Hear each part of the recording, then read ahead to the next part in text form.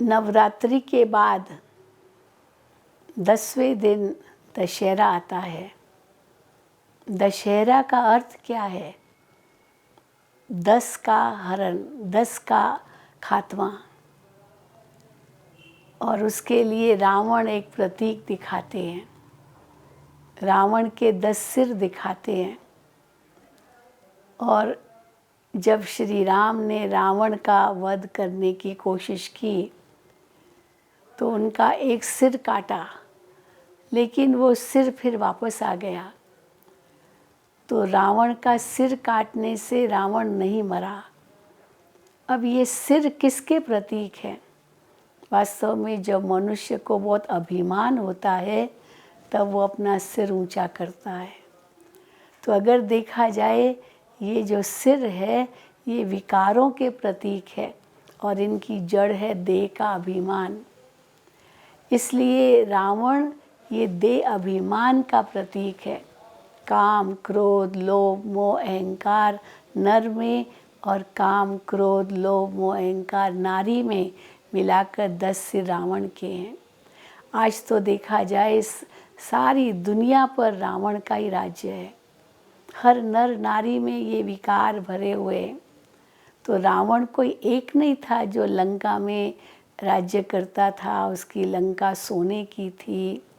लेकिन रावण अर्थात हर एक के दिल में विकार है, अंदर मन में विकार है।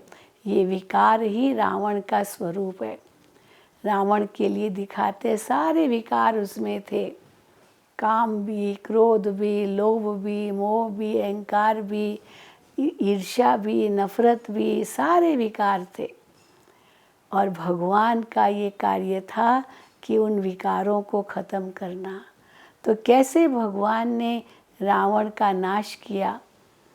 कोई एक व्यक्ति तो नहीं था जिसके लिए भगवान आया और उसका नाश किया, लेकिन हर एक व्यक्ति के अंदर रावण है। और कैसे रावण मरेगा दिखाते हैं कि सिर काटने से रावण नहीं मरा, लेकिन जब उसकी नाभि में तीर डाला, तीर लगाया, तो नाभि में अमृत बहता था। उसके अमृतत्व का जो सीक्रेट था वो उसकी नाभि थी। तो जब नाभि में मारा तब रावण मरा। तो वास्तव में सभी विकारों की जो जड़ है वो तो अब देह का अभिमान है। तो जब भगवान आते हैं तो हम आत्माओं को सबसे पहले आत्मा का ज्ञान देते हैं। तुम आत्मा हो, तुम ये देह नहीं हो। तुम आत्मा अति शुद्ध हो, पवित्र हो। इस देह अभिमान के कारण ही तुम विकारी बन गए, रावण संप्रदाय के कहलाने लगे। अब इन विकारों को जीतो। तो एक एक विकार को नहीं जीतने लिए भगवान कहते हैं, पहले तो भगवान कहते हैं देह अभिमान को जीतो। तो देह अभिमान जो विकारों की जड़ है, उनको जब हम जीतते हैं तो ऑटोमेटिकली ये सारे विकार भी खत्म हो जाते हैं। इसलिए भगवान ने हमें 3 शब्द दिए, निराकारी, निरहंकारी और निर्विकारी। तो निर्विकारी बनने के लिए पहले निरहंकारी बनना पड़ेगा, और निरअहंकारी बनने के लिए निराकारी बनना पड़ेगा।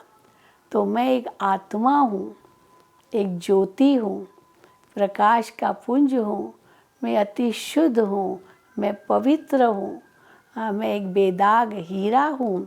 ये जब हम अपने अंदर संकल्प करेंगे तब आत्मा की शुद्धि होती है और उससे विकार रूपी ये रावण खत्म होते हैं। और फिर दशहरे के बाद दीपावली आती है।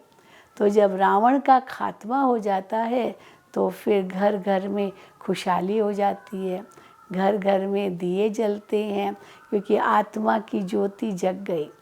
और जब आत्मा की ज्योति जग गई तो घर घर में उजाला हो गया।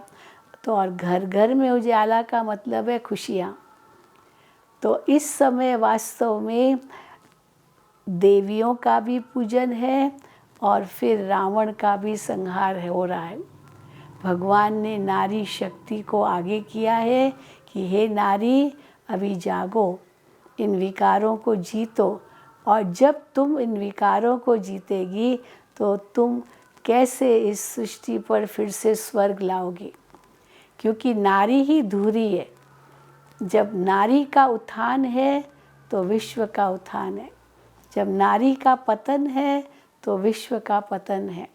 तो नारी अगर आगे बढ़े, नारी अगर आध्यात्मिकता में आगे बढ़े तो सहज ही उनमें शिव परमात्मा की शक्ति आएगी, जिससे वो विकारों का खात्मा कर सकती है और इस सृष्टि पर फिर से स्वर्ग ला सकती है।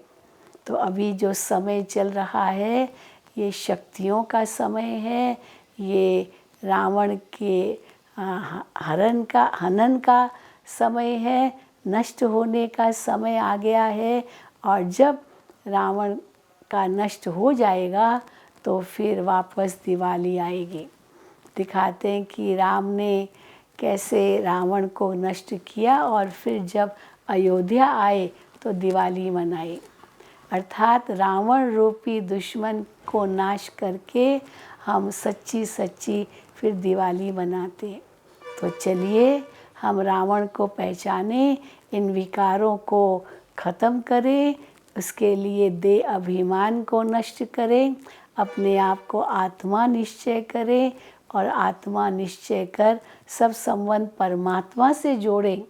तो ऑटोमेटिकली जो शक्ति हमें मिलेगी उससे हम रावण को जीत सकेंगे, इन विकारों को नष्ट कर सकेंगे और फिर से इस भारत को स्वर्ग बना सकेंगे। अच्छा, ओम शांति, ओम शांति।